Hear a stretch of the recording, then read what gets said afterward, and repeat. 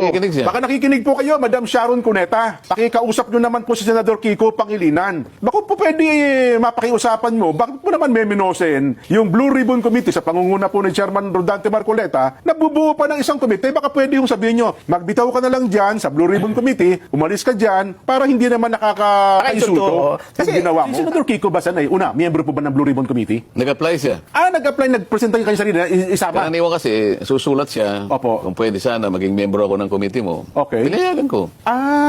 Okay. So, technically, miyembro siya ng Blue Ribbon Committee. Oo. So, ano po ang gusto niya palabasin dito? Miyembro pala siya ng Blue Ribbon Committee, nagsusuwestiyon siya ngayon ng isang... Anong tanong mo? Anong gusto niya nga mo? Ano gusto niya palabasin dito? Di ba? Hindi mo alam kung anong gusto niya palabasin? Hindi, kasi miyembro siya, tapos nagsasuggest siya ng bumuo pa ng isang bukod na grupo na mag-iimbestiga. Oo. Same subject matter. Oo. Ano po ang gusto niya palabasin dito? Iniinsulto niya ako. Aba, kung ganyan, Sen, kung halimbawa ako, hindi naman ako miyembro ng Blue Ribbon Committee bilang isang mamamayan, pwede ka bang sabihin sa kanya na, Senador Kiko, baka pwedeng bumitaw ka na sa Blue Ribbon Committee? Kasi kung chairman kayo, Parang inaamin niya na hindi niya kaya eh. Pana- saka wala siyang tiwala sa committee. ayun pa, yun Hindi, po. manawagan ka.